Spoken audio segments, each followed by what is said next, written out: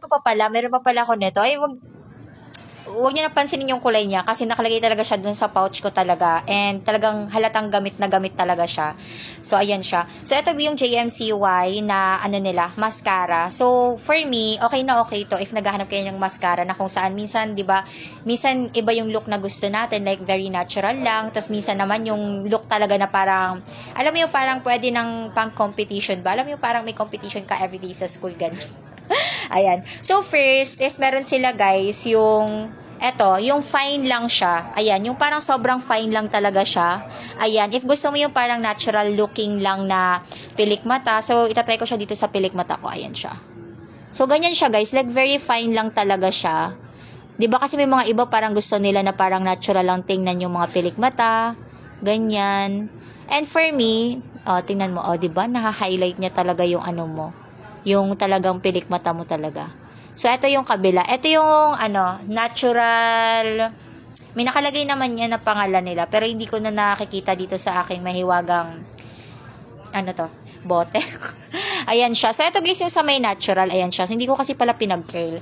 Next one naman, ito yung mascara nila sa kabila na kung saan, ito talaga yung if gusto mo talaga ng makapal na mascara na talagang magvo-volume talaga siya, ayan. Ito yung ilalagay mo. Ito yung sa kabila. Ayan siya. 'Di ba? So, halimbawa, may mga okasyon kayo that's talagang gustong-gusto mo talaga na nakikita yung pilik mata mo. Ganon. And talagang navo-volume siya, naha-highlight talaga siya. Ayan siya. 'Di ba? So, ito, makikita nyo, medyo navo-volume siya. Yung pilik mata ninyo dito sa kabila. 'Di ba? So, ayan yung difference nilang dalawa. So, if gusto niyo ng parang medyo natural lang, dito ka sa kabila. Ayan, makikita niyo naman yung difference niya. Ito yung medyo natural lang and ito yung sa kabila. 'Di ba? Grabing mata yan. Pasensya na ba, mali talaga yung mata ko eh. Ayan siya. So, ito yung natural lang, tapos ito naman yung talagang siya, like yung talagang mavo-volume talaga yung pilik mata mo. So, for me, ito yung mascara na ma-recommend ko sa inyo if halimbawa, tight yung budget ninyo and gusto nyo ng parang iba-ibang feature ng mascara. Like yung natural lang or kaya yung talagang volume na volume talaga siya. Okay. Ito pala sa kabila, ang tawag sa kanya is natural. Tanda ko na siya. Ay, ito yung ito yung extension. Ayan. And this one naman is yung natural, 'di ba? So pwede kang pumili, like halimbawa tayong mga estudyante. Akala mo naman talaga estudyante pa rin. Pag mga estudyante, 'di ba, minsan talaga talagang ma-budget talaga sila and gusto nila kapag bibili sila, okay na okay talaga yung product.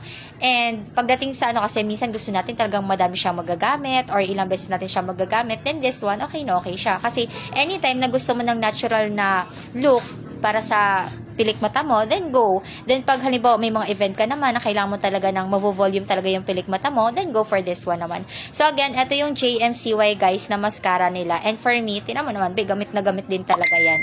So ilalagay ko na lang yung link dyan sa baba if gusto nyo na bumili neto. Ayan. So, ilalagay ko na lang yung link dyan sa baba. Okay? So, anong gagawin ba? Pag gusto mong bumili, syempre ba, i-check out mo na yan. Pero for me, maganda ang JMCY, guys. Okay?